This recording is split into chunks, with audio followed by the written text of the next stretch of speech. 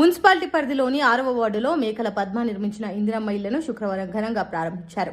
Municipal Congress అధ్యక్షుడు రమేష్ ఆధ్వర్యంలో జరిగిన ఈ కార్యక్రమానికి మాజీ ఎమ్మెల్యే సుధీర్ రెడ్డి, రాష్ట్ర నాయకులు నక్క ప్రభాకర్ గౌడ్, మున్సిపల్ చైర్పర్సన్ కంఠం శిరీష కృష్ణారెడ్డి ముఖ్య అతిథులుగా హాజరయ్యారు.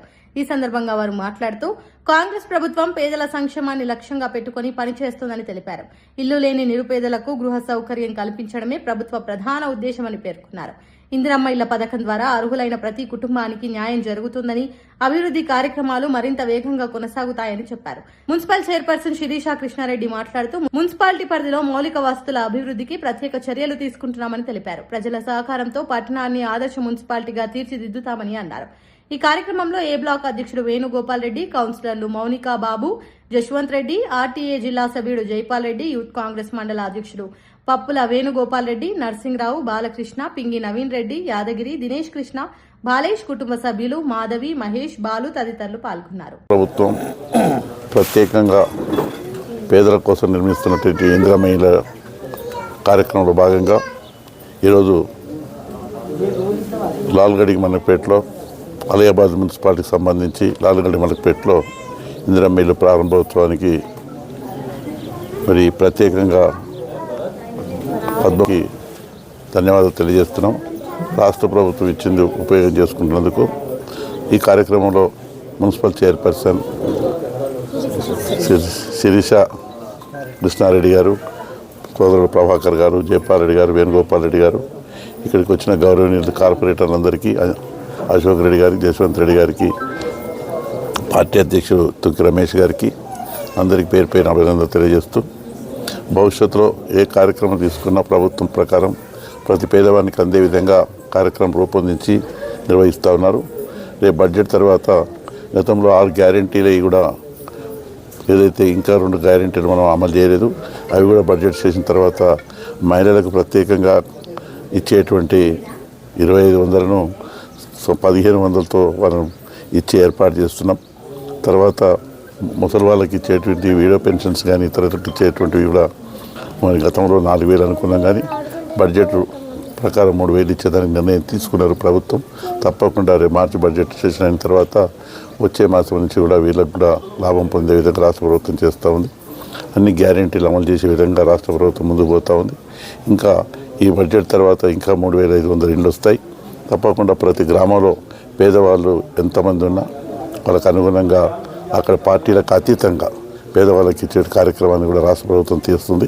ఇక్కడ ఆల్రెడీ మన మున్సిపల్ చైర్పర్సన్, మన కౌన్సిలర్ ఉన్నారు కాబట్టి ప్రతి ఒక్కరు కూడా వాళ్ళు సద్వినియోగం చేసుకొని వాళ్ళ ఆలోచన మేరకు పనిచేసుకోవాల్సిందిగా కోరుకుంటూ ఇక్కడికి ఎంతో ఆప్యాయతతో పిలిచి ఈ కార్యక్రమంలో భాగం పంచుకోవడానికి ఏర్పాటు చేసినటువంటి ఇంటి యజమానికి, వారి కుమారుడికి, కోడలకు అందరికీ అభినందనలు తెలియజేస్తూ సెలవు తీసుకుంటాం. లాల్గడి మలక్పేట్ గ్రామంలో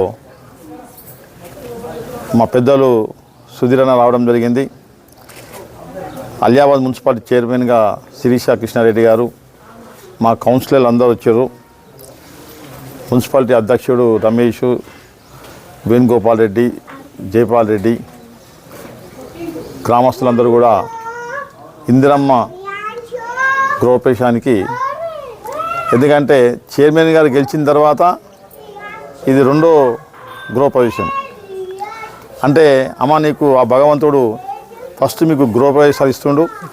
ఇదే విధంగా ముందుకు పోతూ నెక్స్ట్ రేవంత్ రెడ్డి గారి యొక్క ప్రభుత్వంలో ఇది మన అదేవిధంగా పింఛన్లు సుధీరన్న చెప్పినట్టుగా పింఛన్లు వస్తుంటాయమ్మా. మీరు ప్రజల్లో ఉండి కౌన్సిలర్లు కానీ ఓడిపోయిన వాళ్ళు కూడా గెలిచినట్టుగా ఉండి ప్రతి ప్రజల్లో అందుబాటులో ఉండి మీరు రేవంత్ రెడ్డి గారి యొక్క ప్రభుత్వం లోపల వస్తున్నటువంటి హామీలన్నీ కూడా నెరవేర్చుకుంటూ సుధీరన్న గారి మమ్మల్ని యొక్క